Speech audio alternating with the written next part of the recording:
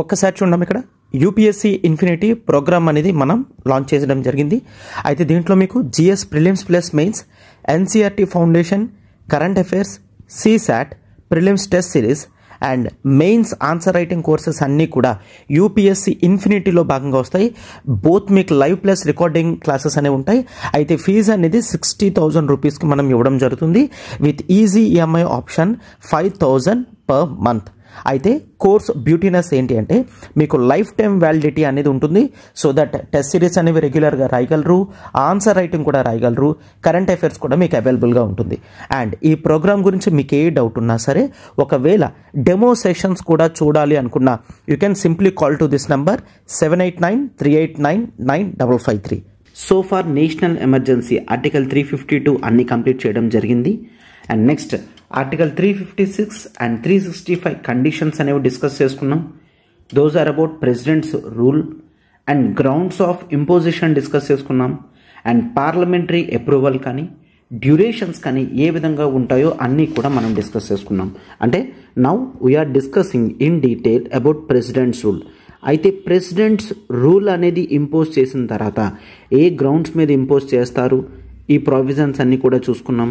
ఎట్లా అప్రూవల్ వస్తుందో చూసుకున్న తర్వాత అసలు ప్రెసిడెంట్స్ రూల్ అనేది ఇంపోజ్ చేస్తే ఏ విధమైన కాన్సిక్వెన్సెస్ అనేవి స్టేట్లో జరుగుతాయి, స్టేట్లో లెజిస్లేచర్, ఎగ్జిక్యూటివ్, జ్యుడిషియరీకి ఏ విధమైన చేంజెస్ వస్తాయి అనేది మనం ఇప్పుడు ఈ టాపిక్లో నేర్చుకుందాం. సో ఒక్కసారి క్లాస్ విన్న తర్వాత మీకు టాపిక్ మీద పూర్తి అవగాహన అనేది వస్తుందన్నమాట, రైట్? సో ఎటువంటి కాన్సిక్వెన్సెస్ అనేవి ఉంటాయి అనేది చూద్దాం. So now we shall discuss about the consequences అనేది ఏ విధంగా ఉంటుంది అనేది మనం చూస్తాం. సో ఏ విధంగా మనం నేషనల్ ఎమర్జెన్సీలో కాన్సిక్వెన్సెస్ అనేది at the level of fundamental rights అని, లెజిస్లేటివ్, ఎగ్జిక్యూటివ్, జ్యుడిషియరీలో ఏ విధంగా చేంజెస్ వస్తున్నాయి ప్రతిదీ కూడా డిస్కస్ చేసుకున్నాం కదా.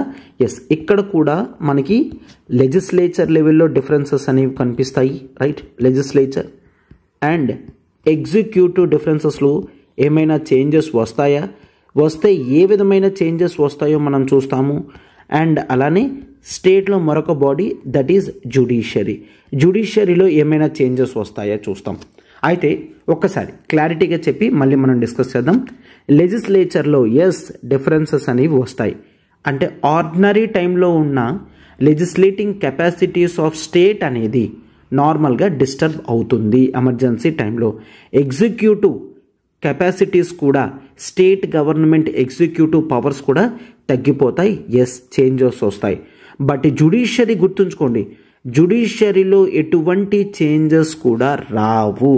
ప్రెసిడెంట్స్ రూల్ టైంలో జ్యుడిషియరీలో ఎక్కడా కూడా చేంజెస్ అనేవి రావన్నమాట, ఓకేనా? రైట్. సో అయితే ఇప్పుడు చాలా క్లియర్గా legislature and executive differences, changes అనేవి ఎట్లా వస్తాయో చూద్దాం. దట్ ఈజ్ ఎప్పుడైతే ప్రెసిడెంట్స్ రూల్ అనేది ఆర్టికల్ 356 ప్రకారం 365 ప్రకారం ఇంపోజ్ చేయడం జరుగుతుందో వెంటనే ప్రెసిడెంట్ గారికి కొన్ని పవర్స్ అనేవి వస్తాయన్నమాట, క్లియర్? సో ఆ పవర్స్ ప్రకారం he can take up the functions of the state government. So individual states ఏవైతే ఉంటాయో వాటి యొక్క ఫంక్షన్స్ని ప్రెసిడెంట్ గారు తీసుకోగలరు అనమాట. అంటే నార్మల్గా స్టేట్ గవర్నమెంట్ నార్మల్ టైంలో ఏ ఫంక్షన్స్ అయితే చేస్తాయో ఈ functions of the state government అన్నీ కూడా ప్రెసిడెంట్ గారి చేతుల్లోకి వెళ్ళిపోతాయి. ఆటోమేటిక్గా ప్రెసిడెంట్ గారికి పవర్ ఉంటుందన్నమాట, రైట్? అండ్ ఇది మాత్రమే కాదు, హీ కెన్ ఆల్సో డిక్లేర్ జనరల్గా స్టేట్ లెజిస్లేటివ్ అసెంబ్లీ ఏవైతే బిల్స్ పాస్ చేయగలదో స్టేట్ లెజిస్లేటివ్ అసెంబ్లీ నుంచి ఆ బిల్స్ని పాస్ చేసే కెపాసిటీ అనేది పార్లమెంట్కే ఉంటుంది అని కూడా ప్రెసిడెంట్ గారు చెప్పగలరు అనమాట, ఓకేనా? అతని ఫంక్షన్స్, స్టేట్ గవర్నమెంట్ యొక్క ఫంక్షన్స్ ప్రెసిడెంట్ గారు తీసుకోగలరు. స్టేట్ లెజిస్లేటివ్ అసెంబ్లీ యొక్క పవర్స్ అనేవి పార్లమెంట్కి కూడా ఇవ్వగలరు అనమాట. అండ్ ఇది మాత్రమే కాదు, అదర్ ప్రొవిజన్స్. ఈ వర్డింగ్ అనేది చాలా క్లియర్గా చూడండి, ఎగ్జాంపుల్తో సహా చెప్తాను. మీ ఎగ్జామినేషన్లో ఈ స్టేట్మెంట్ వస్తే మీకు అర్థమవుతుంది అనమాట, ఓకేనా? So president can take all other necessary steps, ఇంకేమైనా స్టెప్స్ కూడా వేయగలరు. దేని గురించి? Including the suspension of the constitutional provisions. అసలు మనం ఆల్రెడీ చూసాం ప్రెసిడెంట్స్ రూల్ అనేది ఏ కండిషన్లో పెడతారు అని, దట్ ఎప్పుడైతే స్టేట్ కాన్స్టిట్యూషనలీ మెషినరీ అనేది బ్రేక్ డౌన్ అవుతుందో అప్పుడే కదా ప్రెసిడెంట్స్ రూల్ ఇంపోజ్ చేస్తారు. సో అయితే ఇక్కడ చూడండి, ఒకవేళ అవసరమైతే ప్రెసిడెంట్ గారికి ఇన్ కేస్ స్టెప్ అయినా కూడా తీసుకోవచ్చు. దేని గురించి? For the suspension of constitutional provisions. ఆ రెస్పెక్టివ్ స్టేట్ గవర్నమెంట్లో, ఆ రెస్పెక్టివ్ స్టేట్లో కాన్స్టిట్యూషనల్ ప్రొవిజన్స్ ఇంకేమైనా ఉన్నా, or constitutional provisions related bodies ఏమైనా ఉన్నా, ఈ బాడీస్ యొక్క యాక్టివిటీస్ని ప్రెసిడెంట్ గారు సస్పెండ్ చేయగలరు. అంటే అర్థం ఏంటి? For example let's take, there is something that is called State Election Commission. Clear? So అయితే మనం స్టేట్ ఎలక్షన్ కమిషన్ అనేది ఒక కాన్స్టిట్యూషనల్ బాడీ అని చూస్తాం. ఆర్టికల్ 243K అనేది మనం చూస్తాం. క్లియర్? So election commission. అయితే ఈ ఎలక్షన్ కమిషన్ ఏదైతే ఉంటుందో, స్టేట్ ఎలక్షన్ కమిషన్ కాన్స్టిట్యూషన్లో మెన్షన్ చేస్తుంది కాబట్టి ఇది ఒక కాన్స్టిట్యూషనల్ బాడీ అవుతుంది. ఈ స్టేట్ ఎలక్షన్ కమిషన్ యొక్క పవర్స్ని ప్రెసిడెంట్ గారు డ్యూరింగ్ ద ప్రెసిడెంట్స్ రోల్ తీసేయాలి అనుకుంటే హీ కెన్ డూ. ఓకేనా? He can do. అయితే సేమ్ ఇదే విధంగా నేషనల్ ఎమర్జెన్సీ టైంలో చూడం. నేషనల్ ఎమర్జెన్సీ టైంలో కాన్స్టిట్యూషనల్ ప్రొవిజన్స్తో ఏర్పడిన కాన్స్టిట్యూషనల్ బాడీస్ యొక్క పవర్స్ని కంప్లీట్గా తీసేయడం లాంటివి కూడా నేషనల్ ఎమర్జెన్సీలో ఉండదు. But state emergency or president's rule టైంలో ఇట్లా కాన్స్టిట్యూషనల్ ప్రొవిజన్స్ చేత ఏర్పడిన బాడీస్ యొక్క పవర్స్ని కంప్లీట్గా తీసేయగలరు అనమాట. అంటే ఇటువంటివి కావాలంటే steps తీసుకోగలరు.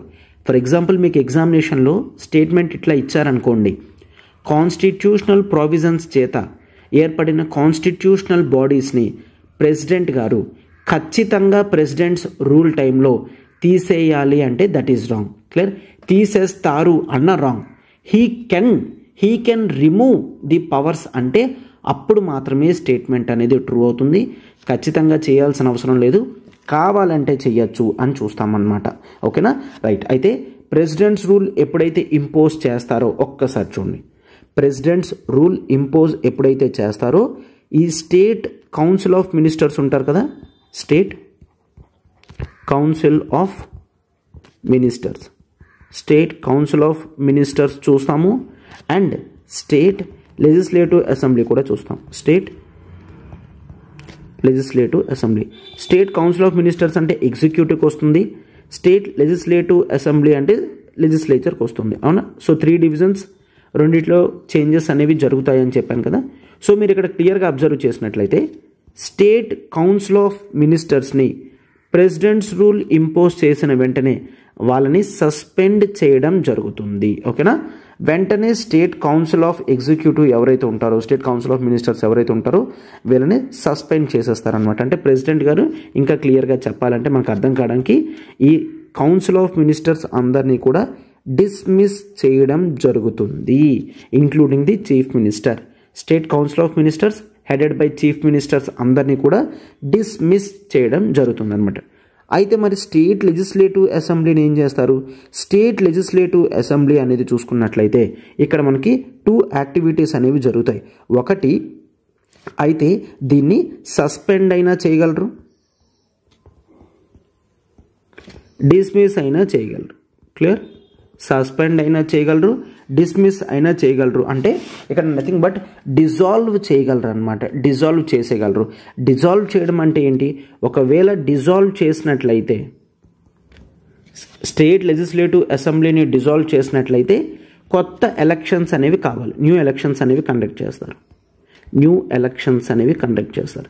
For example let's take, so there is let's take Tamil Nadu state ఉంది. తమిళనాడు స్టేట్ ఎలక్షన్స్ అనేవి లెట్స్ టేక్ 2015లో జరిగాయి. సో 2020లో ఎలక్షన్స్ అనేవి జరగాలి. అవునా? లెట్స్ టేక్ 2019లో స్టేట్ ఎమర్జెన్సీ అనేది ప్రెసిడెంట్స్ రూల్ అనేది ఇంపోజ్ చేశారనుకోండి.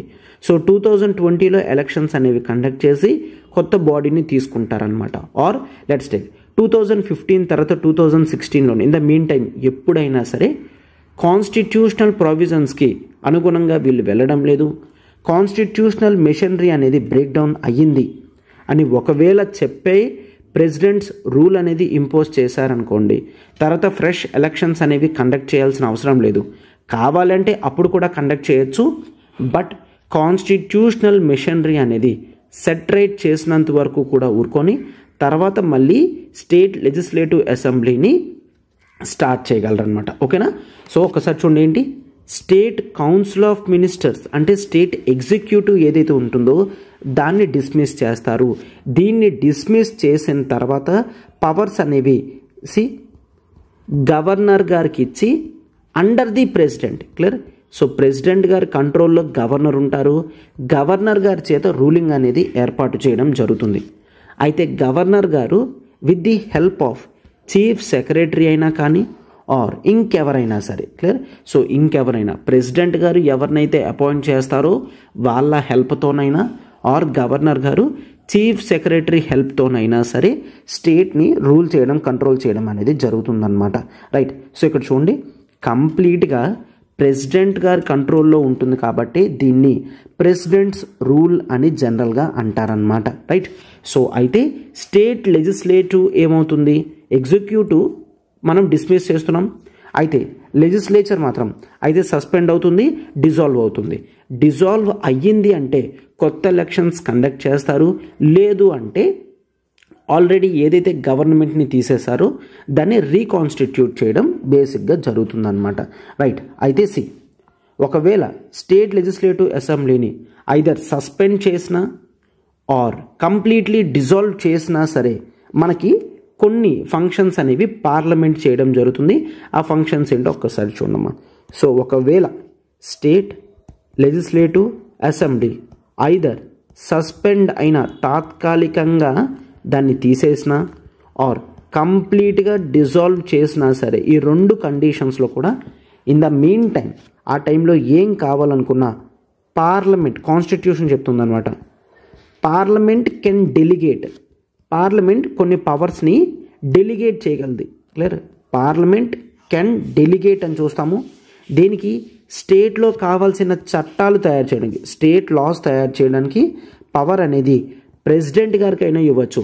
అంటే ఆ రెస్పెక్టివ్ స్టేట్లో స్టేట్ లెజిస్లేటివ్ అసెంబ్లీ సస్పెండ్ అయింది ఆర్ డిజాల్వ్ అయింది, బట్ అక్కడ ఒక చట్టం తయారు చేయాలనుకుంటే ఆ టైంలో పవర్ అనేది పార్లమెంట్ ప్రెసిడెంట్కైనా ఇవ్వచ్చు ఆర్ ఎనీ అదర్ ఇంకెవరికైనా సరే ఇవ్వచ్చు, ప్రెసిడెంట్కైనా ఇవ్వచ్చు, ఇంకెవరికైనా ఇవ్వచ్చు.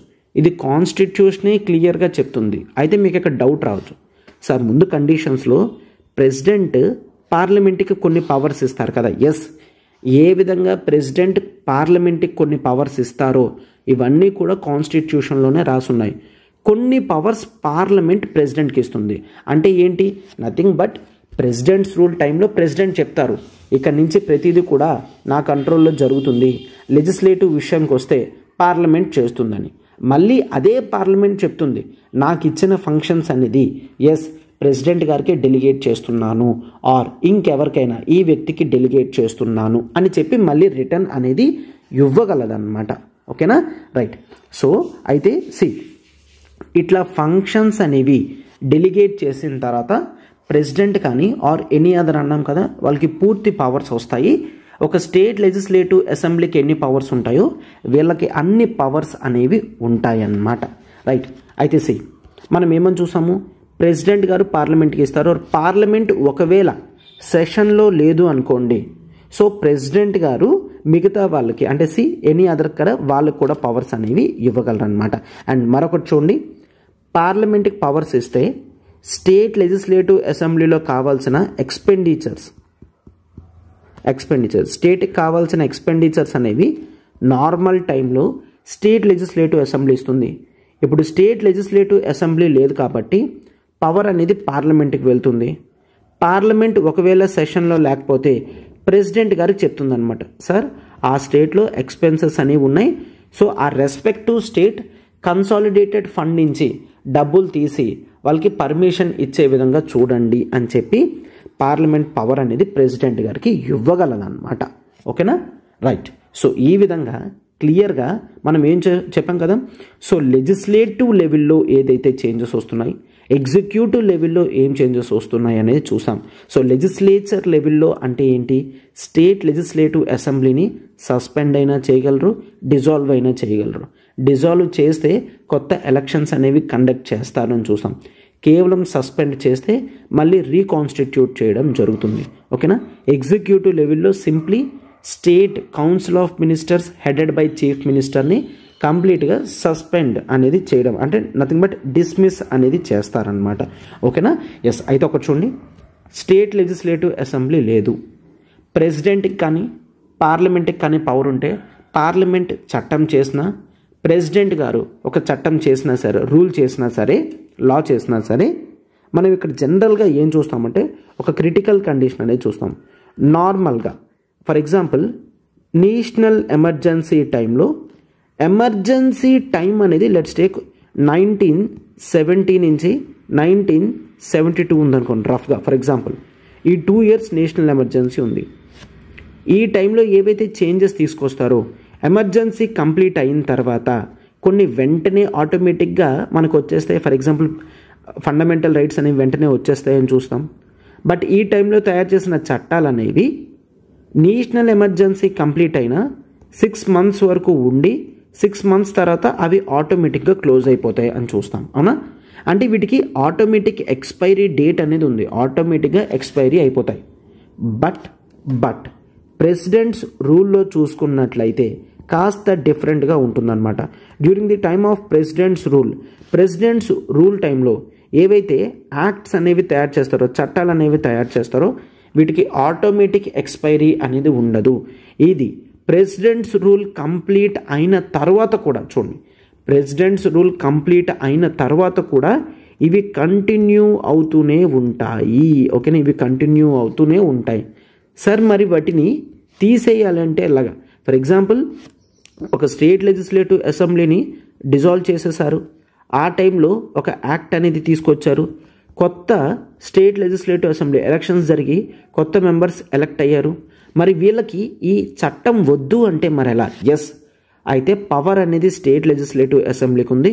ఆటోమేటిక్గా చట్టాలు క్లోజ్ అవ్వవు, కానీ స్టేట్ లెజిస్లేటివ్ అసెంబ్లీ రిపీల్ చేయగలదు, అంటే వాటిని ఇంప్లిమెంట్ చేయకుండా ఆపగలదు.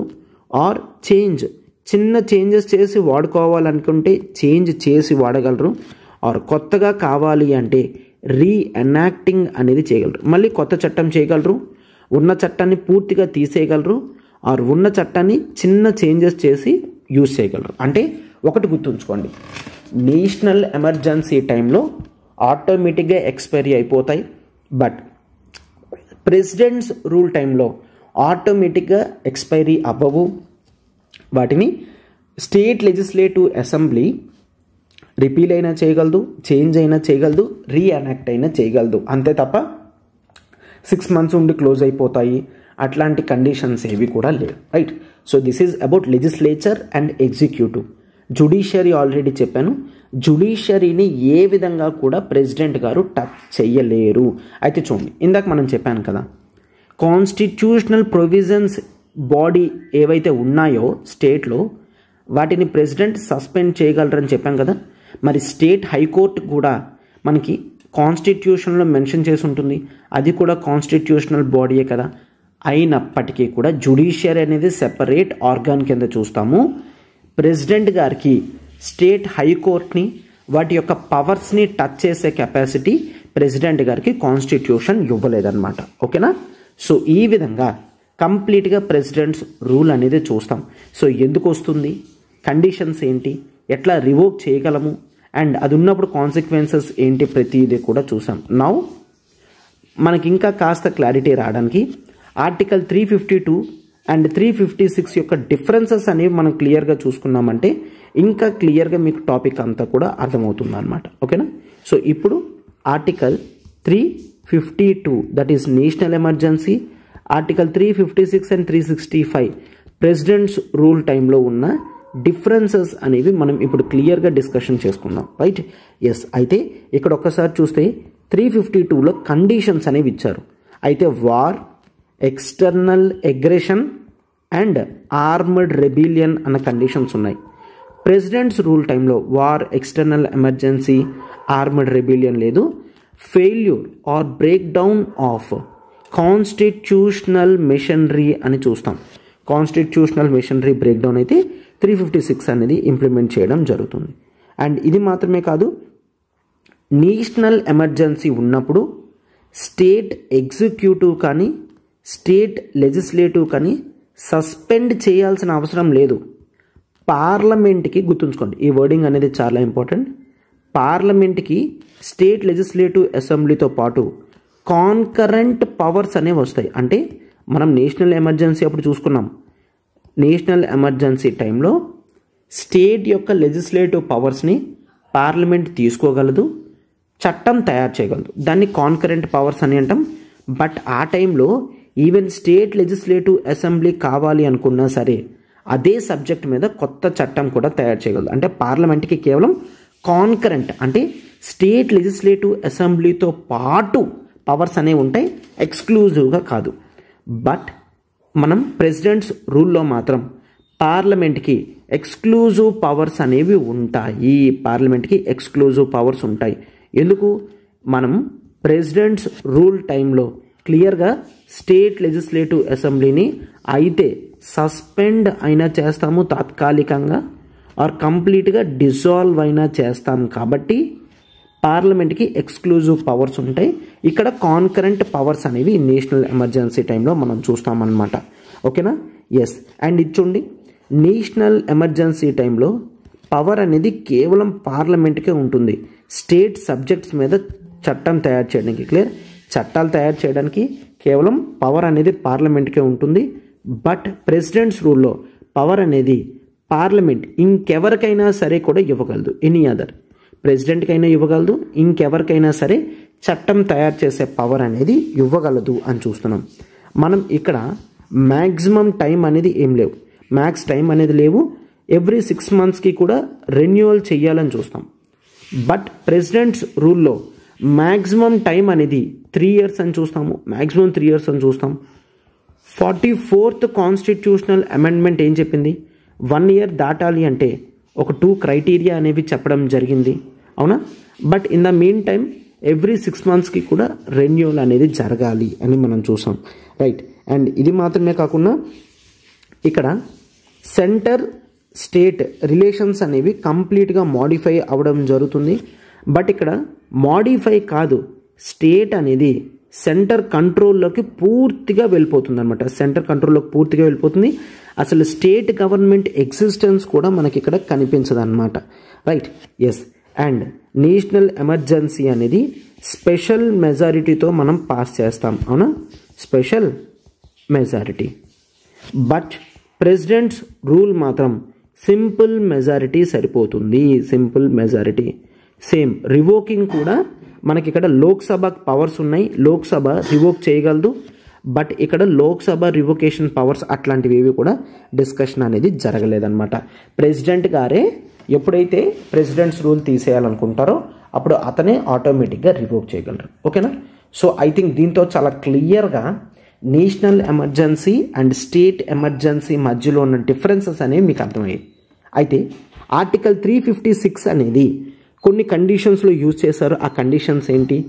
జ్యుడిషియల్ రివ్యూ ఏముంది, సెంటర్కి స్టేట్కి రిలేషన్స్ మధ్యలో ఇష్యూస్ అనేవి ఎందుకు వచ్చాయి, అండ్ ఎప్పుడు 356, 365 యూజ్ చేయగలరు, ఇట్లాంటి కండిషన్స్ అన్నీ కూడా మనం నెక్స్ట్ క్లాస్లో డిస్కస్ చేసుకుందాం, రైట్?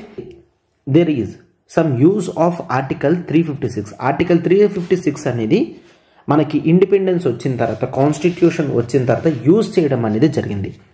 బట్ ఇన్ జనరల్గా చూసుకున్నట్లయితే ఆర్టికల్ 356 అనేది సెంటర్ స్టేట్ రిలేషన్స్ని ఇంపాక్ట్ చేస్తుంది అనమాట. సెంటర్ స్టేట్ రిలేషన్స్ని ఇంపాక్ట్ చేస్తుంది. అయితే ఏ విధంగా ఇంపాక్ట్ చేస్తుంది? సెంటర్ స్టేట్ రిలేషన్స్ అనేవి మనం ఒకసారి క్లియర్గా అబ్జర్వ్ చేసుకున్నట్లయితే, ఒకవేళ సెంట్రల్ గవర్నమెంట్లో వేరే పార్టీ ఉంది అనుకోండి, ఇక్కడ పార్టీ ఏ ఉంది, క్లియర్, ఎటువంటి పొలిటికల్ పార్టీ నేమ్స్ నేను తీయడం లేదు, జస్ట్ ఎగ్జాంపుల్స్ అనేవి ఇస్తున్నాను. స్టేట్లో పార్టీ బి ఉంది. సో పొలిటికల్ పార్టీ ఏ, పొలిటికల్ పార్టీ బి. జనరల్గా పార్టీ ఏ ఏమనుకుంటుంది, ఈవెన్ ఈ స్టేట్లో కూడా పార్టీ ఏ పవర్లోకి రావాలనుకుంటుంది. సో ఆబ్వియస్లీ ఈ సెంటర్ ఈ స్టేట్ని కంట్రోల్లో పెట్టాలి అని అనుకుంటుంది, అవునా? So one of the chances is usage of article 356, that is presidents rule అనేది యూజ్ చేసి ఈ రెస్పెక్టివ్ స్టేట్లో ఉన్న పార్టీ బిని పవర్ నుంచి తీసేస్తే అప్పుడు ప్రజల్లో వీళ్ళ మీద వ్యతిరేకత అనేది వస్తుంది. నెక్స్ట్ ఎలక్షన్స్లో వీళ్ళకి వచ్చే ఛాన్స్ ఉంటుంది, అవునా? రైట్. సో అందుకనే సెంటర్ స్టేట్ రిలేషన్స్లో ఎమర్జెన్సీ ప్రావిజన్స్ అనేవి చూస్తాము. ఎమర్జెన్సీ టైంలో మనం ఇన్ జనరల్ ఫీచర్ ఏం చూస్తాము, ఫెడరల్ ఫీచర్ నుంచి యూనిటరీ ఫీచర్కి వెళ్తుంది అని చూసాం. సో యూనిటరీ ఫీచర్కి వెళ్తుంది అంటే స్టేట్ ఇంపార్టెన్స్ అనేది తగ్గిపోతున్నట్టు, అవునా? సో ఈ విధంగా ఎమర్జెన్సీ టైంలో ఫెడరల్ ఫీచర్స్ కానీ అండ్ సెంటర్ స్టేట్ రిలేషన్స్ కానీ ఇంపాక్ట్ అనేది కలుగుతుంది.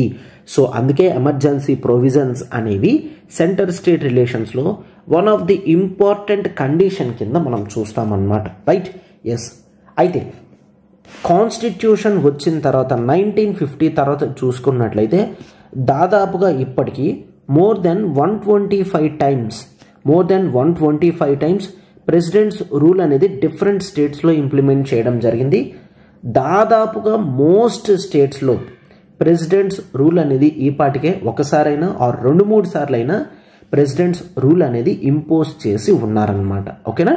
సో అట్లీస్ట్ ఒక 125 టైమ్స్ ప్లస్ ప్రెసిడెంట్స్ రూల్ అనేది డిఫరెంట్ స్టేట్స్లో ఇంప్లిమెంట్ చేయడం జరిగింది అని మనం చూస్తాం. అండ్ చాలాసార్లు ఈ ప్రెసిడెంట్స్ రూల్ అనేది ఆర్బిట్రరీ మేనర్లో జరిగింది, అంటే వాళ్ళకి ఇష్టం వచ్చినట్టు చేశారు. ఎటువంటి కాన్స్టిట్యూషనల్ రూలింగ్స్ అనేవి వాడకున్నా అండ్ కేవలం వాళ్ళ పర్సనల్ బెనిఫిట్స్కి, పర్సనల్ రీజన్స్కి అండ్ ఇది మాత్రమే కాదు పొలిటికల్ రీజన్స్కి ఈ 2 కండిషన్స్ మీద యూజ్ చేయడం జరిగింది అని చెప్తున్నాం. సో అందుకనే ఆర్టికల్ 356 అనేది most controversial article in the constitution కింద చూస్తాం, రైట్? సో ఆర్టికల్ 356 అనేది one of the most controversial article కింద చూస్తాం. అయితే ఇంతవరకు ఫస్ట్ టైం ప్రెసిడెంట్స్ రూల్ అనేది గుర్తుంచుకోండి, ఫస్ట్ టైం ఎగ్జామినేషన్లో అడిగే ఛాన్సెస్ ఉంటాయి. ఫస్ట్ టైం ప్రెసిడెంట్స్ రూల్ అనేది 1951లో పంజాబ్ స్టేట్లో పెట్టడం జరిగింది, ఓకేనా? 1951 పంజాబ్ స్టేట్లో ఫస్ట్ టైం తీసుకొని రావడం జరిగింది అని చూస్తాం. అండ్ ఇది మాత్రమే కాకుండా one of the misuse, clear ఇక్కడ చెప్పాం కదా పర్సనల్ అండ్ పొలిటికల్ రీజన్స్ కానీ, దానికి ఎగ్జాంపుల్ కింద చూస్తే 1977 నేషనల్ ఎమర్జెన్సీ తర్వాత కాంగ్రెస్ పార్టీ ఓడిపోయింది. కొత్తగా జనతా పార్టీ అనేది సెంట్రల్ లెవెల్లో గవర్నమెంట్ ఫామ్ చేయడం జరిగింది. అయితే ఈ జనతా పార్టీ వాళ్ళు ఏం చేశారంటే they have selected 9 states.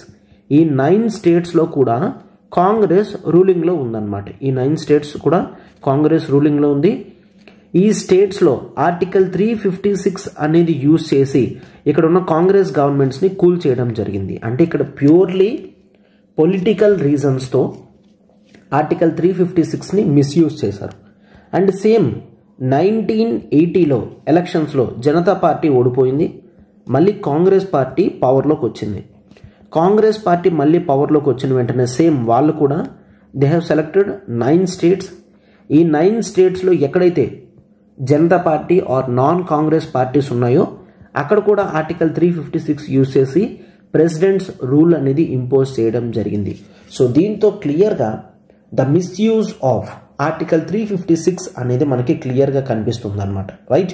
Yes. And ఇది మాత్రమే కాదు, మరొక ఇంపార్టెంట్ కండిషన్ కూడా ఉంది.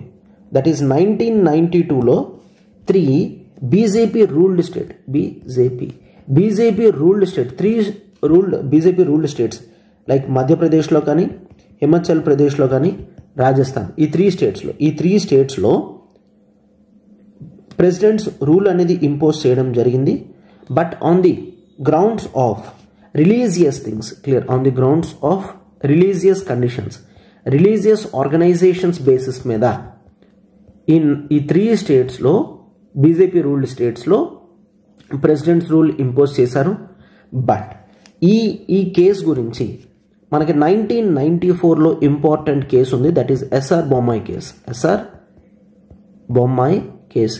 ఈ ఎస్ఆర్ బొమ్మాయి కేసులో సుప్రీం కోర్ట్ వీటిని యాక్సెప్ట్ చేసింది. ఎస్, రిలీజియస్ ఆర్గనైజేషన్స్ బేసిస్ మీద స్టేట్స్లో ఎగెయిన్స్ట్ కాన్స్టిట్యూషనల్ ప్రొవిజన్స్ ఉంటే central government president's rule impose చేయగలరు. ఎందుకంటే దానికి క్లియర్గా చెప్తున్నారనమాట దట్ ఇవన్నీ కూడా basic feature of the constitution కింద వస్తుంది. ఏంటి? సెక్యులరిజం. కూర్చోండి, సెక్యులరిజం అనేది ఇండియాకి బేసిక్ ఫీచర్ లాంటిది అని చెప్పారనమాట ఎస్ఆర్ బొమ్మాయి కేసులో. సో ఈ బేసిక్ ఫీచర్ సెక్యులరిజంకి ఆపోజిట్గా స్టేట్స్ ఏమైనా యాక్షన్స్ అనేవి చేస్తే అప్పుడు అది కాన్స్టిట్యూషనల్ మిషనరీకి అనుగుణంగా వెళ్ళనట్టే, కాన్స్టిట్యూషనల్ మిషనరీ బ్రేక్ అయినట్టే. సో ప్రెసిడెంట్స్ రూల్ అనేది ఇంపోజ్ చేయొచ్చు అని సుప్రీంకోర్టు యాక్సెప్ట్ చేసింది. రైట్. సో ఈ రిలీజియస్ ఆర్గనైజేషన్స్ వైలేషన్స్ మీద ఏదైతే 1992లో ప్రెసిడెంట్స్ రూల్ ఇంపోజ్ చేశారో ఎస్ఆర్ బొమ్మాయి కేసులో సుప్రీంకోర్టు దాన్ని యాక్సెప్ట్ చేసింది. బట్ అలానే మరికొన్ని ప్లేసెస్లో లైక్ 1988లో నాగాల్యాండ్, 89 కర్ణాటక, 91 మేఘాలయలో ప్రెసిడెంట్స్ రూల్ ఏవైతే ఇంపోజ్ చేశారో వాటిని సుప్రీంకోర్టు అప్హోల్డ్ చేయలేదు. వెంటనే ప్రెసిడెంట్స్ రూల్ని తీసేయడం జరిగిందనమాట సుప్రీంకోర్టు. ఓకేనా? సో ఈ విధంగా మనం article 356 one of the controversial articles కింద చూస్తాం. సో దీని మీద డాక్టర్ బిఆర్ అంబేద్కర్ గారికి చాలామంది క్వశ్చన్స్ అడిగారనమాట. ఫ్యూచర్లో ఆర్టికల్ 356 యూజ్ చేసి ఒకవేళ ఎక్కడైనా మిస్ గవర్నెన్స్ అనేది జరిగితే, అంటే పొలిటికల్ పార్టీస్ వాళ్ళకి బెనిఫిట్గా చేస్తే మళ్ళీ ప్రాబ్లం కదా అంటే అంబేద్కర్ గారు క్లియర్గా నమ్మకం, దట్ ఈస్ ఫ్యూచర్ లీడర్స్ ఎవరు కూడా ఇట్లా చెయ్యరు అన్న నమ్మకంతో మీరు అలా భయపడాల్సిన అవసరం ఏమీ లేదు. ఆర్టికల్ 356 అనేది ఒక డెడ్ లెటర్ లానే ఉంటుంది. అంటే దీన్ని ఎవరు ఓపెన్ చేయరు. క్లియర్? దీన్ని ఎవరు కూడా యూజ్ చేయరు. కేవలం అత్యవసర పరిస్థితుల్లో మాత్రమే యూజ్ చేస్తారు. లైక్ లాస్ట్ రిసార్ట్ కింద యూజ్ చేస్తారు. అంతవరకు ఇది డెడ్ లెటర్ లానే ఉంటుంది అని చెప్పడం జరిగిందనమాట. రైట్? ఎస్. బట్ చాలామంది ఏం క్రిటిసైజ్ చేస్తారంటే ఇది ఒక డెడ్ లెటర్ లా కాదు, సెంట్రల్ గవర్నమెంట్ మోస్ట్లీ దీన్ని ఒక డెడ్లీ వెపన్ లా యూజ్ చేస్తున్నారు. క్లియర్? సో ఆపోజిషన్ స్టేట్స్ ఏవైతే ఉన్నాయో అక్కడ ఆర్టికల్ 356 అనేది యూజ్ చేసి ప్రెసిడెంట్స్ రూల్ అనేది ఇంపోజ్ చేయడం వల్ల డెడ్ లెటర్ కాస్త డెడ్లీ వెపన్ అయ్యింది అని చెప్తున్నారనమాట. రైట్. అండ్ ఇంకా ఇది మాత్రమే కాదు, they also criticised Ambedkar is dead, but అతను తీసుకొచ్చిన ఈ ఆర్టికల్స్ అనేవి అలైవ్గా ఉన్నాయి అని చెప్పి కూడా అంటున్నారనమాట. రైట్? ఎస్. అయితే దీని బేసిస్ మీద దెర్ ఈస్ సంథింగ్. ఒకసారి చూడండి, ఈ ప్రెసిడెంట్స్ రూల్ అనేది ఇంపోజ్ చేస్తే కోర్టుకి వెళ్ళొచ్చా లేదన్న ప్రాబ్లం అనేది ఉంది. అండ్ ఈ ప్రెసిడెంట్స్ రూల్ అనేది మనం ఏం చూస్తున్నాం? ఆర్టికల్ 356 ప్రకారం that is the satisfaction of the president అని నేను ఎర్లియర్ క్లాసెస్లో స్ట్రెస్ చేశాను. అవునా? సాటిస్ఫాక్షన్ ఆఫ్ ది ప్రెసిడెంట్ ఒకవేళ సాటిస్ఫై అయితే ప్రెసిడెంట్స్ రూల్ అనేది ఇంపోజ్ చేయొచ్చు అని చూసాం. బట్ ఈ సాటిస్ఫాక్షన్ అనేది జ్యుడిషియల్ రివ్యూ పరిధిలోకి వస్తుందా అంటే అతని సాటిస్ఫాక్షన్ అంటే మనం ఎగ్జాక్ట్గా కాన్స్టిట్యూషన్ పరంగా ఉంది అని ఎట్లా తీసుకుంటాం? బేసిక్గా అతను అనొచ్చు కదా, లైక్ అంటే స్టేట్ అంతా నార్మల్గా ఫంక్షన్ అవుతుంది. He may come out and he say that yes ఇక్కడ ప్రెసిడెంట్స్ రూల్ ఇంపోజ్ చేయండి అని ఆర్బిట్రరీగా చెప్పేస్తే ప్రాబ్లమ్స్ వస్తాయి కదా. సో అలాంటప్పుడు జ్యుడిషియల్ రివ్యూకి వెళ్తారు. సో ఏం చేశారు? 38th కాన్స్టిట్యూషనల్ అమెండ్మెంట్లో చూడండి, 38th కాన్స్టిట్యూషనల్ అమెండ్మెంట్ యాక్ట్ 1975లో ప్రెసిడెంట్స్ రూల్ ఇంపోజ్ చేస్తే జ్యుడిషియల్ రివ్యూ అనేది ఉండదు. అంటే ప్రెసిడెంట్స్ రూల్ పెడితే అది ఫైనల్ అండ్ కన్క్లూషన్. ఇది ఎటువంటి కోర్టులో కూడా కెనాట్ బి ఛాలెంజ్డ్ అనే కాన్స్టిట్యూషనల్ ఆర్టికల్ తీసుకొచ్చారు. కెనాట్ బి ఛాలెంజ్డ్, దీన్ని అసలు ఛాలెంజ్ చేయలేరు. They cannot be challenged in court. So judicial review అనేది లేదు అని చెప్పడం జరిగిందనమాట. But 44th constitutional amendment act 1978లో మాత్రం 44th కాన్స్టిట్యూషనల్ అమెండ్మెంట్ యాక్ట్ 1978లో మాత్రం నో, ఇది బియాండ్ జ్యుడిషియల్ రివ్యూ ఉండడం లేదు. ఈ ప్రావిజన్ని డిలీట్ చేసేసారు. ఓకేనా? ఈ ప్రావిజన్ని డిలీట్ చేయడం జరిగింది. ఈ ప్రావిజన్ డిలీట్ చేసినప్పటికీ కూడా మళ్ళా 1994 ఎస్ఆర్ బొమ్మాయి కేసులో కూడా సుప్రీంకోర్టు క్లియర్గా చెప్పడం జరిగింది. ఎస్ఆర్ బొమ్మాయి కేసులో కూడా సుప్రీంకోర్టు క్లియర్గా చెప్పడం జరిగింది. ఆర్టికల్ 356 అనేది నచ్చినట్లు యూజ్ చేయడం లేదు. క్లియర్? ఎస్ఆర్ బొమ్మాయి కేసులో క్లియర్గా చెప్తున్నారు. ఇంపార్టెంట్ ప్రావిజన్స్ అన్ని కూడా చూడండి అమ్మా. దట్ ఈజ్ ఖచ్చితంగా ఏంటి, ఎప్పుడైతే ప్రెసిడెంట్స్ రూల్ పెడతారో ఒకవేళ దాని మీద ఛాలెంజ్ చేయాలంటే ఎవరైనా ఛాలెంజ్ చేయొచ్చు. So it is under the purview of judicial రివ్యూకి ఉంటుంది అని చెప్తున్నారు. అండ్ ఇది మాత్రమే కాదు, అండ్ ప్రెసిడెంట్ గారు సాటిస్ఫాక్షన్ అని అంటున్నారు కదా, it should be based on relevant materials. Ground లెవెల్లో ఎస్ అట్లా కనిపించాలి, వీళ్ళు కాన్స్టిట్యూషనల్ మిషనరీ బ్రేక్ డౌన్ చేశారు అని కనిపించాలి. అలాంటప్పుడు మాత్రమే రెలవెంట్ మెటీరియల్స్ బేసిస్ మీద ఉండాలి తప్ప ఇట్ షుడ్ నాట్ బి ఇర్రెలవెంట్గా ఎక్స్ట్రానియస్ గ్రౌండ్స్ మీద మ్యాలఫైడ్ ఒక రాంగ్ ఇంటెన్షన్తో central government president's rule impose చేయకూడదు. ఖచ్చితంగా రెలవెంట్ మెటీరియల్ ఉండాలి అని ఎస్ఆర్ బొమ్మాయి కేసులో చెప్పడం జరిగిందనమాట. గుర్తుంచుకోండి, ఇవేవి రాసినా సరే ఎస్ఆర్ బొమ్మాయి కేసులో సుప్రీంకోర్టు ఇలా చెప్పింది అని గుర్తుంచుకోండి. జ్యుడిషియల్ రివ్యూ పరిధిలో ఉంటుందని చెప్పారు, రెలవెంట్ మెటీరియల్ సబ్మిట్ చేయాలని చెప్పారు. అండ్ ప్రెసిడెంట్స్ రూల్ ఇంపోజ్ చేస్తే ఒకవేళ కోర్టులో కేసు వేస్తే ఎందుకు ఇంపోజ్ చేశారు అని చెప్పాల్సిన బర్డన్ అనేది సెంటర్ మీద ఉంటుంది. అంటే ఏ కండిషన్స్ మీద ప్రెసిడెంట్స్ రూల్ పెట్టారు అని సెంటర్ చెప్పాలి, స్టేట్ చెప్పాల్సిన అవసరం లేదు. క్లియర్, బర్డన్ అంతా కూడా సెంటర్ మీదే ఉంటుంది అని కూడా సుప్రీంకోర్టు చెప్పడం జరిగిందనమాట. రైట్, అండ్ ఇది మాత్రమే కాదు, కోర్టు కూడా తన మీద లిమిటేషన్స్ అనేవి చెప్పుకుంది. కోర్టు కూడా ఏంటి, ఎస్ ఈ కోర్టు ఒకవేళ మెటీరియల్ ఏదైతే రెలవెంట్ మెటీరియల్ సబ్మిట్ చేస్తారో వాటి కరెక్షన్స్ అవి కూడా కోర్టు చేయకూడదు. కేవలం అది కాన్స్టిట్యూషన్కి అనుగుణంగా ఉందో లేదో మాత్రమే చూడాలి. Court cannot go in to the correctness of the material. ఆ మెటీరియల్ కరెక్టా కాదా అనేది అసలు కోర్టు చెక్ చేయకూడదు. కేవలం కాన్స్టిట్యూషన్ పరంగా ఉందా లేదా అనేది మాత్రమే చెక్ చేయాలంతే తప్ప అది కరెక్టేనా, గ్రౌండ్ లెవెల్లో అట్లా జరిగిందా లేదా అనేది లెజిస్లేచర్ అండ్ ఎగ్జిక్యూటివ్ చూసుకోవాల్సిన విషయాలు మాత్రమే. మేము వాటిలోకి ఎక్స్ట్రా కలగజేసుకోము అని చెప్పి కూడా సుప్రీంకోర్టు చెప్పడం జరిగిందనమాట. రైట్, అండ్ ఇది మాత్రమే కాదు, దట్ ఒకవేళ అన్కాన్స్టిట్యూషనల్గా ఇన్వాలిడ్ రీజన్స్తో ప్రెసిడెంట్స్ రూల్ అనేది ఒకవేళ ఇంపోజ్ చేస్తే supreme court has power to restore అని చెప్తున్నారు అనమాట. Supreme court has power to restore అని చెప్తున్నారు. Power to restore of dismissed government అంటే రీసెంట్గా కూడా ఉత్తరాఖండ్లో మనం చూస్తాము, గవర్నమెంట్ అనేది ఉండేది, ఈ గవర్నమెంట్ని డిలీట్ చేసేసారు. అంటే nothing but article 356 presidents rule పెట్టి ఈ గవర్నమెంట్ని తీసేశారు.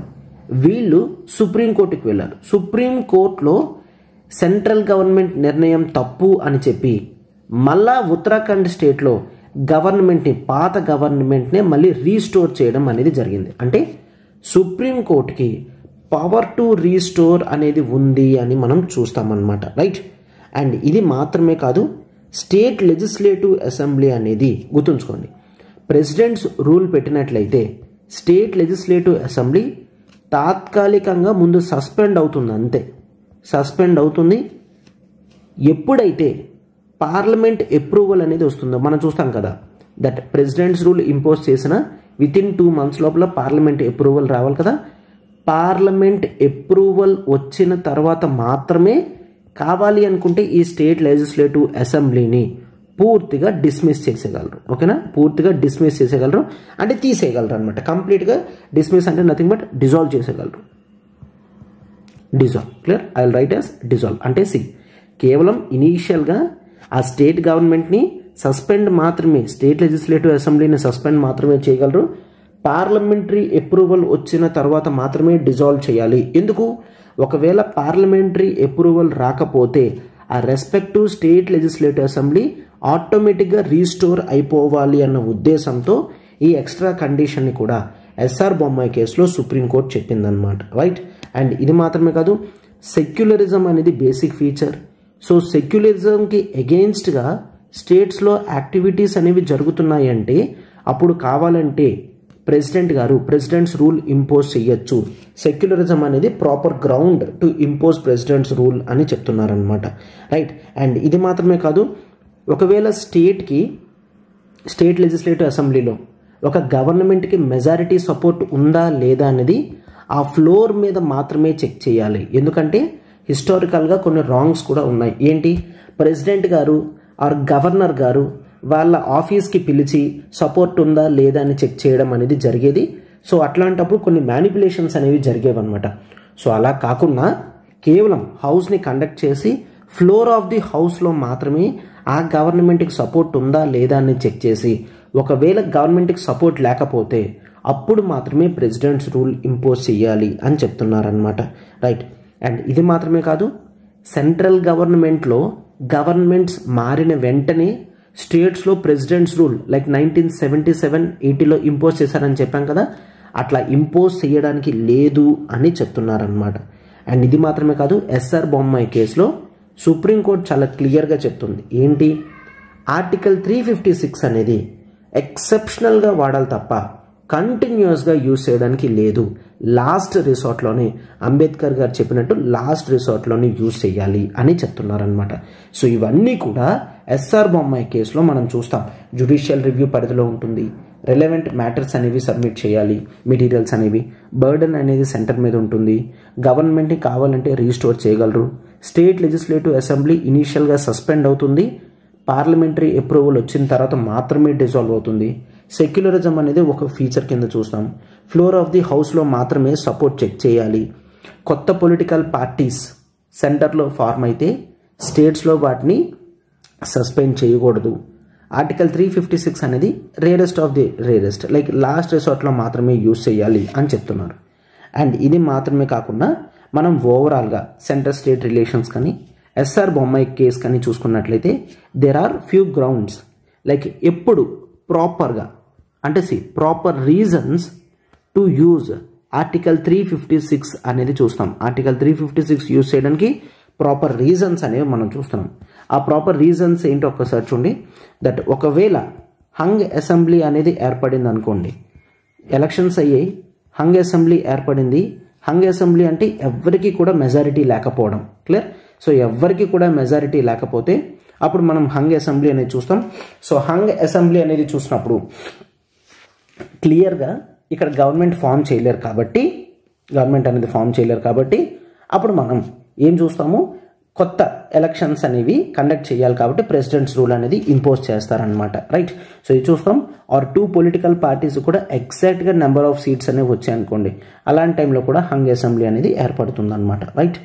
అండ్ ఒకవేళ ఎలక్షన్స్ అనేవి జరిగాయి, ఒక పార్టీ విన్ అయింది మెజారిటీ, బట్ వాళ్ళు మినిస్ట్రీస్ని ఫామ్ చేయడానికి యాక్సెప్ట్ చేయట్లేదు. అంటే గవర్నమెంట్ ఏర్పడినా సరే వాళ్ళు గవర్నమెంట్ ఏర్పాటు చేయడం లేదు.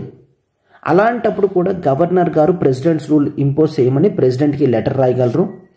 అండ్ ఇది మాత్రమే కాకుండా ఒక గవర్నమెంట్ ఉంది, ఆ మినిస్ట్రీ అందరు మినిస్టర్స్ కూడా రిజైన్ చేసేసారు అండ్ కొత్తగా ఏ గవర్నమెంట్ కూడా ఫామ్ చేయడానికి స్కోప్ లేదు.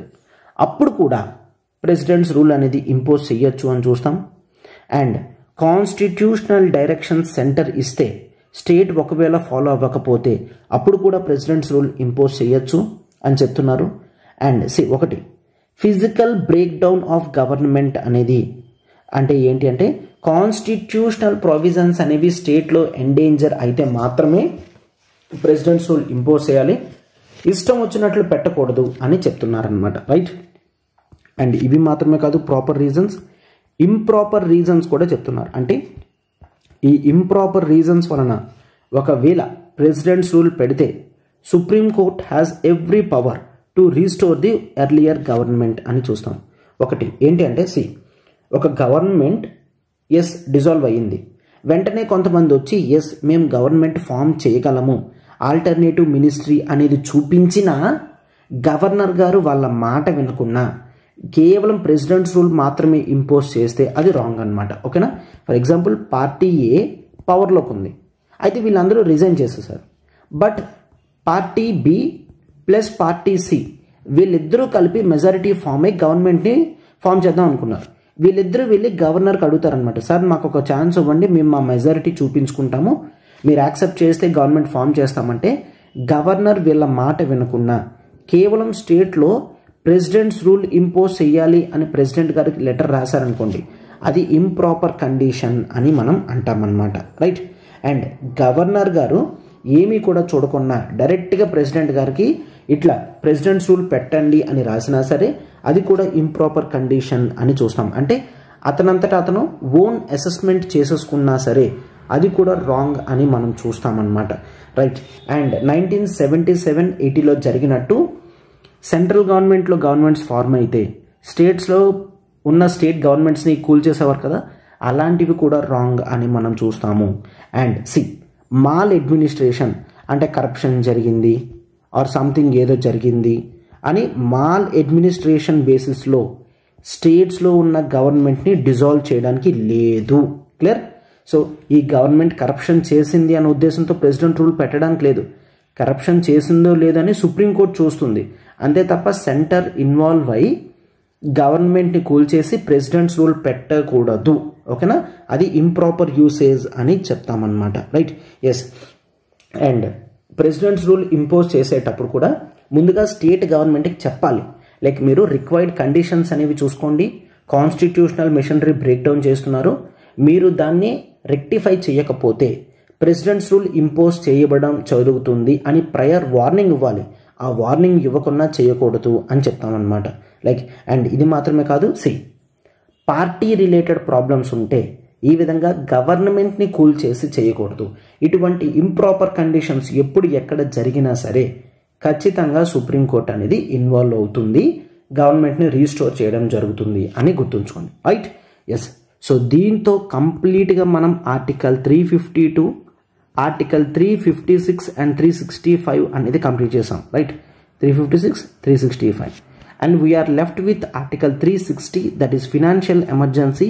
నెక్స్ట్ క్లాస్లో మనం ఫినాన్షియల్ ఎమర్జెన్సీ టాపిక్ అనేది చూద్దాం.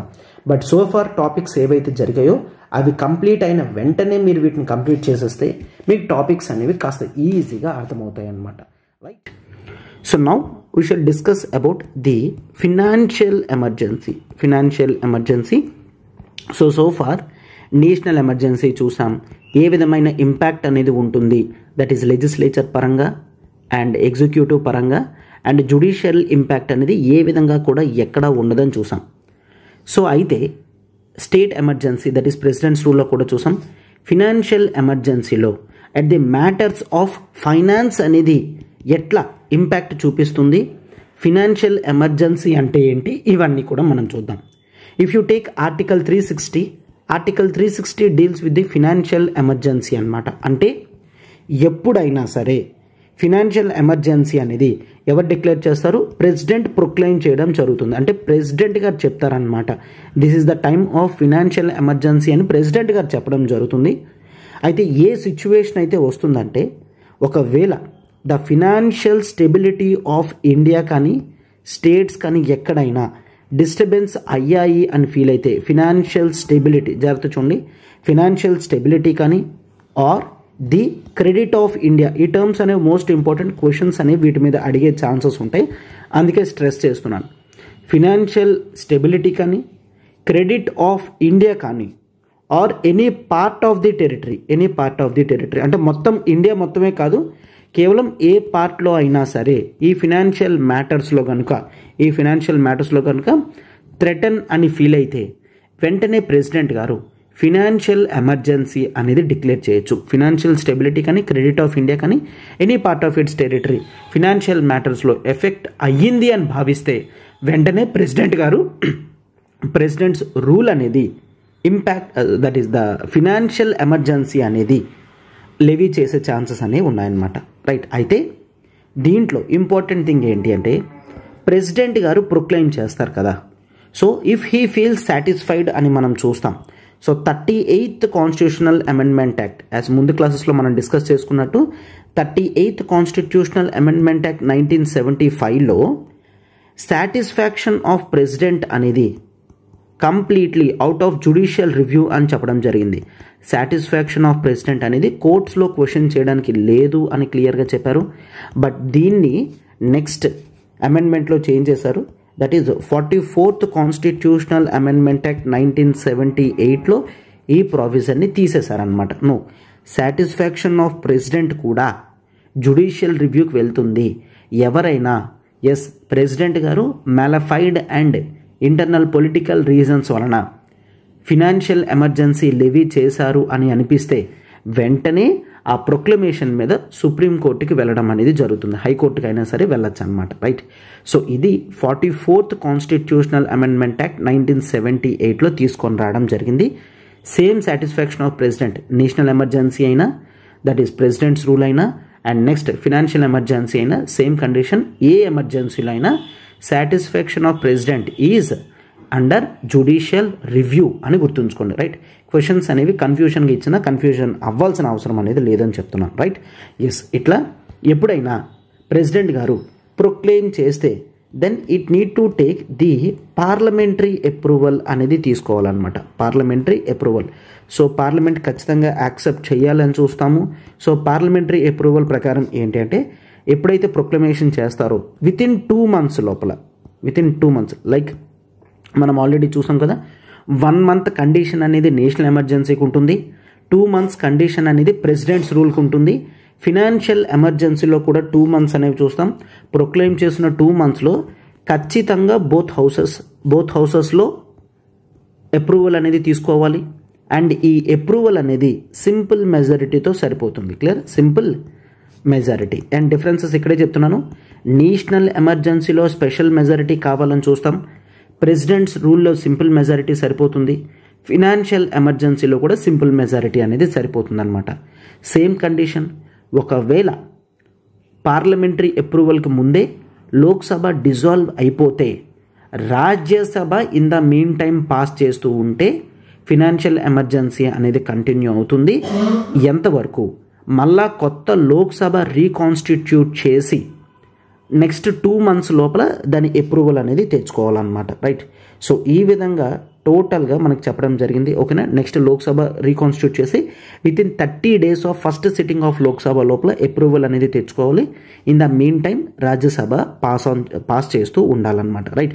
సేమ్ ఏ విధంగా అయితే మనం ప్రెసిడెంట్స్ రూల్లో డిస్కస్ చేసుకున్నామో అదే కండిషన్స్ అన్నీ కూడా ఫినాన్షియల్ ఎమర్జెన్సీలో పార్లమెంటరీ అప్రూవల్లో మనం చూస్తామన్నమాట. ఒక్కసారి పార్లమెంటరీ అప్రూవల్ అనేది జరిగిపోతే, ఒక్కసారి చూడండి, ఒక్కసారి పార్లమెంటరీ అప్రూవల్ అనేది జరిగిపోతే ఫినాన్షియల్ ఎమర్జెన్సీ కంటిన్యూస్గా ఉంటుంది, ఇండెఫినైట్. ఫినాన్షియల్ ఎమర్జెన్సీ అనేది ఇండిఫినైట్ ఉంటుందన్నమాట, ఇండెఫినైట్. సో మొత్తం కంటిన్యూస్గా ఉంటుందన్నమాట. అయితే ఇండెఫినైట్ ఉంటుంది అంటే మనకి ఇక్కడ 2 కండిషన్స్ అనేవి కనిపిస్తున్నాయి. ఒకటి ఏంటంటే నో మ్యాక్సిమం పీరియడ్, ఎక్కడా కూడా మ్యాక్సిమం పీరియడ్ అనేది చెప్పలేదు. నేషనల్ ఎమర్జెన్సీ కూడా మనకి మ్యాక్సిమం పీరియడ్ అనేది చెప్పలేదు. ప్రెసిడెంట్స్ రూల్లో మాత్రం మ్యాక్సిమం పీరియడ్ 3 years అని చూస్తాం, అవునా. అండ్ ఇక్కడ ఫినాన్షియల్ ఎమర్జెన్సీలో మ్యాక్సిమం పీరియడ్ చెప్పలేదు. అండ్ రిపీటెడ్ పార్లమెంటరీ అప్రూవల్ అనేది దీంట్లో లేదు. అంటే ఒక్కసారి కనుక పాస్ అయిపోయింది అంటే మళ్ళీ 6 monthsకి నేషనల్ ఎమర్జెన్సీలో మనం చూస్తాం కదా, అట్లాంటి 6 months రిపీటెడ్ పార్లమెంటరీ అప్రూవల్ అనేది ఫినాన్షియల్ ఎమర్జెన్సీలో లేదు అని గుర్తుంచుకోండి. అంటే స్టేట్మెంట్ ఇచ్చారనుకోండి, ఎమర్జెన్సీ కండిషన్స్ అన్నీ కూడా, అంటే ఏ ఎమర్జెన్సీ కండిషన్ అయినా సరే ఎవ్రీ 6 monthsకి పార్లమెంటరీ అప్రూవల్ తెచ్చుకోవాలంటే దట్ ఈస్ ఫాల్స్. ఎందుకంటే ఫినాన్షియల్ ఎమర్జెన్సీకి రిపీటెడ్ పార్లమెంటరీ అప్రూవల్ అనేది అవసరం లేదు, ఓకేనా. This is the most important condition. Maximum period discuss చేయలేదు కాన్స్టిట్యూషన్లో, అండ్ రిపీటెడ్ పార్లమెంటరీ అప్రూవల్ కూడా అడగలేదు. అంటే ఒక్కసారి పాస్ చేస్తే అందుకనే ఇండెఫినైట్ అని అంటాం. మరి ఈ ఫినాన్షియల్ ఎమర్జెన్సీ అనేది ఆపాలి అంటే ఎట్లా సార్? ఎస్, ఈ ఫినాన్షియల్ ఎమర్జెన్సీ ఆపాలి అనుకుంటే ఫర్దర్ ప్రొక్లమేషన్ అనేది, సబ్సిక్వెంట్ ప్రొక్లమేషన్, అంటే ప్రెసిడెంట్ గారే ఎప్పుడైతే ఫినాన్షియల్ ఎమర్జెన్సీ ఆపాలి అనుకుంటారో సబ్సిక్వెంట్ ప్రొక్లమేషన్ అనేది ఇవ్వడం జరుగుతుంది. ఎస్, ఫినాన్షియల్ ఎమర్జెన్సీ ఇంకా చాలు, ఈ ఫినాన్షియల్ ఎమర్జెన్సీని క్లోజ్ చేద్దాము అని అతనే చెప్పడం జరుగుతుంది. అట్లాంటి సబ్సిక్వెంట్ ప్రొక్లమేషన్ ఇస్తే ఫినాన్షియల్ ఎమర్జెన్సీ అనేది ఆగిపోతుంది అనమాట, రైట్. ఎస్, అండ్ ఇది కూడా సబ్సిక్వెంట్ ప్రొక్లమేషన్ తర్వాత మనకి ఎటువంటి పార్లమెంటరీ అప్రూవల్ అనేది అవసరం లేదు, క్లియర్. ఈ ప్రొక్లమేషన్కి పార్లమెంటరీ అప్రూవల్ అనేది అవసరం లేదు అని చూస్తాం. నేషనల్ ఎమర్జెన్సీ అనేది ప్రెసిడెంట్ గారైనా ఆపచ్చు, ఆర్ లోక్సభ కాన్స్టిట్యూట్ చేసి ఎస్ సింపుల్ మెజారిటీ పాస్ చేసి నేషనల్ ఎమర్జెన్సీ ఆపమని ప్రెసిడెంట్ గారికి చెప్తే ప్రెసిడెంట్ ఆపేస్తారు. అంటే నేషనల్ ఎమర్జెన్సీ హాల్ట్ అనేది ఆర్ సీజ్ అనేది ప్రెసిడెంట్ అయినా చేయగలరు, పార్లమెంట్ అయినా చేయగలదు. ప్రెసిడెంట్స్ రూల్ సీజ్ అనేది కేవలం ప్రెసిడెంట్ గారే చేస్తారు ఫర్దర్ ప్రొక్లమేషన్తో అని చెప్పాం. అదేవిధంగా ఫినాన్షియల్ ఎమర్జెన్సీలో కూడా ప్రెసిడెంట్ గారే సబ్సిక్వెంట్ ప్రొక్లమేషన్ ఇచ్చి ఎస్ ఫినాన్షియల్ ఎమర్జెన్సీ ఆగిపోతుంది అని చెప్తారు. దేనికి కూడా క్లియర్, అంటే ప్రెసిడెంట్స్ రూల్ అయినా ఫినాన్షియల్ ఎమర్జెన్సీ అయినా పార్లమెంటరీ రోల్ అనేది లేదు. అండ్ ఫినాన్షియల్ ఎమర్జెన్సీలో క్లియర్గా మళ్ళీ చెప్తున్నారు ఏంటంటే పార్లమెంటరీ అప్రూవల్ అంటే సబ్సిక్వెంట్ ప్రొక్లమేషన్ని ఎస్ రాటిఫై చేస్తూ పార్లమెంటరీ అప్రూవల్ ఏమీ కూడా అవసరం లేదు. క్లియర్. అండ్ ప్రతిదీ కూడా సింపుల్గా మనం ఏం చూస్తాము, దట్ ఈజ్ సింపుల్ మెజారిటీతో పాస్ అయితే సరిపోతుంది అని మనం చూస్తామన్నమాట. రైట్. First time Lok Sabha approval, Rajya Sabha approval రెండు కూడా సింపుల్ మెజారిటీతో మనకు సరిపోతాయి. అయితే ఈ ఫినాన్షియల్ ఎమర్జెన్సీలో లెజిస్లేటివ్ ఎగ్జిక్యూటివ్ రిలేషన్స్ అవి కూడా డిస్కస్ చేయాల్సిన అవసరం లేదు. కేవలం ఎఫెక్ట్స్ ఆఫ్ ఫినాన్షియల్ ఎమర్జెన్సీలో ఫినాన్షియల్ మ్యాటర్స్ మీద ఎటువంటి ఇంపాక్ట్ ఉంటుంది అనేది చూస్తాం. సో ఒకటి ఏంటి అంటే ది ఎగ్జిక్యూటివ్ అథారిటీ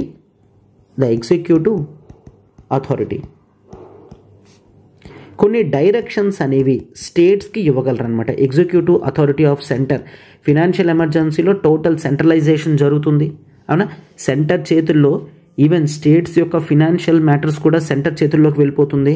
సో వాళ్ళు కొన్ని అథారిటీ కూడా ఇవ్వచ్చు అనమాట. ఆ అథారిటీస్ ఏంటి అంటే దే కెన్ డైరెక్ట్ స్టేట్స్కి చెప్పగలరు అనమాట to observe the canons of fiscal propriety or canons of financial propriety అన్న టర్మ్ యూజ్ చేయడం జరిగింది. అయితే కెనాన్స్ ఆఫ్ ఫినాన్షియల్ ప్రొప్రైటీ అంటే ఏంటి, ఈ టోటల్ ఫ్రేజ్ యొక్క మీనింగ్ అనేది తెలుసుకోవడం చాలా ఇంపార్టెంట్. సో ఫినాన్షియల్ ప్రొప్రైటీ అంటే నథింగ్ బట్ ఈ కెనాన్స్ అంటే నథింగ్ బట్ రూల్స్ అనమాట. ఓకేనా. కెనాన్స్ అంటే nothing but rules or principles అని చూస్తాం. Rules or principles. మరి rules or principles of financial propriety అంటే నథింగ్ బట్ సింప్లీ దీన్ని రెస్పాన్సిబిలిటీ ఓవర్ పబ్లిక్ ఫండ్స్ అని మనం చూస్తామన్నమాట. ఓకేనా. సింప్లీ చెప్పాలంటే canons of fiscal propriety or financial propriety అంటే రెస్పాన్సిబిలిటీ ఓవర్ పబ్లిక్ ఫండ్స్. డబ్బులన్నీ కూడా ప్రజలు ట్యాక్స్ కట్టేవి కదా, ఆ ట్యాక్స్ కట్టే డబ్బుల మీద ప్రతి ఒక్కరు కూడా రెస్పాన్సిబుల్గా ఉండాలి అని చెప్పడాన్ని కెనాన్స్ ఆఫ్ ఫినాన్షియల్ ప్రొప్రైటీ అని అంటాం. కెనాన్ అంటే నథింగ్ బట్ ప్రిన్సిపల్ అని కూడా మీనింగ్ వస్తుంది అనమాట. రైట్. సో కొన్ని సూత్రాలు ఏవైతే ఆర్థిక సూత్రాలు అని అంటామో వాటిని ఖచ్చితంగా స్టేట్స్ ఫాలో అవ్వాలి అని సెంటర్ డైరెక్ట్ చేయగలదన్నమాట. రైట్. దాన్ని ఫినాన్షియల్ ప్రొప్రైటీ అని అంటాం. Nothing but responsibility like accountability maintain చేయాలి, ట్రాన్స్పరెన్సీ మెయింటైన్ చేయాలి, ఎఫిషియన్సీ అనేది మెయింటైన్ చేయాలి, ఎకానమీని ఎక్స్పెండిచర్ అంటాం. అంటే ఖర్చు పెట్టేటప్పుడు కూడా ఎక్కడ తక్కువ ఖర్చుతో ఎక్కువ పని అవుతుందో అట్లాగే ఖర్చు పెట్టాలి. ఎస్ ఇవి నా డబ్బులు కాదు ప్రజల డబ్బులే కదా, ఎలా ఖర్చు పెడితే ఏమైంది అన్నట్టు కాకుండా రెస్పాన్సిబిలిటీతో ఖర్చు పెట్టాలని చూస్తాం. అండ్ ఆ డబ్బులు అనేవి పర్సనల్ యూస్కి, కరప్షన్ అనేది చేయకూడదు. ఇట్లాంటివన్నీ కూడా different set of principles of financial ప్రాపర్టీలో మనం చూస్తాం అన్నమాట. రైట్. ఎస్. అండ్ ఇది మాత్రమే కాదు, ప్రెసిడెంట్ గారు కూడా కొన్ని డైరెక్షన్స్ అనేవి ఇవ్వచ్చు స్టేట్కి అని మనం చూస్తామన్నమాట. అయితే ఆ డైరెక్షన్స్ ఏంటి అంటే ఒకటి to reduce salaries. Financial emergency కదా, డబ్బులు ఉండవు కదా, సో అందుకని శాలరీస్ అనేవి తగ్గించమని చెప్పగలరనమాట. ప్రెసిడెంట్ గారు స్టేట్కి చెప్తారు మీ దాంట్లో ఉన్న గ్రూప్ 1 ఆఫీసర్స్ కానీ గ్రూప్ 2 ఆఫీసర్స్ కానీ ప్రతి గవర్నమెంట్ ఆఫీసర్కి కూడా శాలరీ తగ్గించాలి అని చెప్పే ఛాన్స్ అనేది ఉందన్నమాట. అలా ప్రెసిడెంట్ గారు అడగగలరు ఫినాన్షియల్ ఎమర్జెన్సీ టైంలో. అండ్ ఇది మాత్రమే కాదు, స్టేట్లో పాస్ చేసే ప్రతి మనీ బిల్ కూడా నాకే ఖచ్చితంగా తీసుకొని రండి అని ప్రెసిడెంట్ గారు అడగగలరు అనమాట. ప్రతి మనీ బిల్ కూడా ప్రెసిడెంట్ అప్రూవల్ ఉండాలి అని కూడా చెప్పగలరు. అలా చెప్తే ప్రతి మనీ బిల్ ఏ బడ్జెట్ పెట్టినా మనీ స్టేట్ కన్సాలిడేటెడ్ ఫండ్లో తీసినా కూడా ఖచ్చితంగా ప్రెసిడెంట్ గారి పర్మిషన్ అనేది మనం తీసుకోవాలన్నమాట. రైట్. ఈ విధంగా ఎవరు చెప్పగలరు, ప్రెసిడెంట్ గారు చెప్తారనమాట. రైట్. ఏంటి, స్టేట్లో శాలరీస్ తగ్గించమని, మనీ బిల్ అనేది ప్రెసిడెంట్ అప్రూవల్కి పంపించమని. రైట్. ఎస్. అండ్ ఇది మాత్రమే కాదు, ప్రెసిడెంట్ గారు హీ కెన్ ఒకవేళ అవసరమైతే శాలరీస్ తగ్గించడం అనేది స్టేట్స్లో ఉన్న పర్సన్స్కి కాదు, యూనియన్ గవర్నమెంట్ ఎంప్లాయీస్కి కూడా శాలరీస్ అనేవి తగ్గించగలరు. అండ్ ఈవెన్ కాన్స్టిట్యూషన్ ఆర్టికల్ 360లోనే చెప్పడం జరిగింది ఏంటి, even supreme court, high court judges యొక్క శాలరీస్ కూడా తగ్గించవచ్చు. ఓకేనా, సుప్రీంకోర్ట్, హైకోర్టు యొక్క జడ్జెస్ యొక్క శాలరీస్ కూడా ఫినాన్షియల్ ఎమర్జెన్సీ టైంలో తగ్గించవచ్చు. జనరల్గా చూస్తాం హైకోర్టు, సుప్రీంకోర్టు జడ్జెస్ యొక్క శాలరీస్ అనేవి కాన్స్టిట్యూషనల్ బాడీని మెయింటైన్ చేస్తున్న పర్సన్స్ ఎవరైతే ఉంటారో వాళ్ళ శాలరీస్ అనేవి ఎప్పుడు కూడా తగ్గించకూడదు అని చూస్తాం. ఒక్క ఎక్సెప్షన్ ఏంటి అంటే ఫినాన్షియల్ ఎమర్జెన్సీ టైంలో వాళ్ళ శాలరీస్ని తగ్గించమని ప్రెసిడెంట్ గారు యూనియన్కి కూడా చెప్పగలరు అనమాట. ఓకేనా, ఇది మనం మోస్ట్ ఇంపార్టెంట్ కింద చూస్తాం. డన్. సో ఈ విధంగా మనం చూస్తాం. అయితే నేషనల్ ఎమర్జెన్సీ చాలాసార్లు మనం చూసాము, ప్రెసిడెంట్స్ రూల్ చాలాసార్లు ఇండియాలో లెవీ చేయడం చూసాం. బట్ ఫినాన్షియల్ ఎమర్జెన్సీ అనేది ఇంతవరకు ఒక్కసారి కూడా ఇండియాలో పెట్టలేదు. Clear, so far financial emergency అనేది ఇండియాలో డిక్లేర్ చేయలేదు. ఈవెన్ 1991 ఫినాన్షియల్ క్రైసిస్ వచ్చినా సరే ఫినాన్షియల్ ఎమర్జెన్సీ అనేది ఇండియాలో పెట్టలేదు. సో దీని యొక్క ఇంపాక్ట్ అనేది ఎలా ఉంటుందో మనకి ప్రాక్టికల్గా తెలీదు. రైట్, నేషనల్ ఎమర్జెన్సీ ఉంటే ఎలా ఉంటుంది అని ప్రాక్టికల్గా తెలుసు, ప్రెసిడెంట్స్ రూల్ ఉంటే ఎలా ఉంటుంది అని ప్రాక్టికల్గా తెలుసు. బట్ ఫినాన్షియల్ ఎమర్జెన్సీ ఉంటే ఫినాన్షియల్ మ్యాటర్స్లో ఎట్లా హోల్డింగ్ ఉంటుంది అనేది ప్రాక్టికల్గా తెలీదు. బట్ కాన్స్టిట్యూషన్ మాత్రం ఈ ప్రొవిజన్స్ కండిషన్స్ గురించి మెన్షన్ చేయడం జరిగింది. అంతే, ఫినాన్షియల్ ఎమర్జెన్సీ సింపుల్ అనమాట, చాలా సింపుల్. సో సింపుల్గా ప్రతి ఫినాన్షియల్ మ్యాటర్ కూడా ఇంపాక్ట్ అనేది జరుగుతుంది అనేది మనం చూస్తాం. ప్రెసిడెంట్ చేతుల్లో ఉంటుంది అని చూస్తాం, సింపుల్ మెజారిటీ సరిపోతుందని చూస్తాం, ఒక్కసారి పాస్ చేస్తే సరిపోతుంది అని మనం చూస్తాం అనమాట. Right, yes. సో నెక్స్ట్ ఒక్కసారి చూడమ్మా, the last one, that is criticism. టోటల్గా ఈ నేషనల్ ఎమర్జెన్సీ కానీ ప్రెసిడెంట్స్ రూల్ కానీ ఫినాన్షియల్ ఎమర్జెన్సీ టోటల్గా ఎమర్జెన్సీ ప్రొవిజన్స్ మీద క్రిటిసిజం అనమాట. This is the last part of this entire chapter.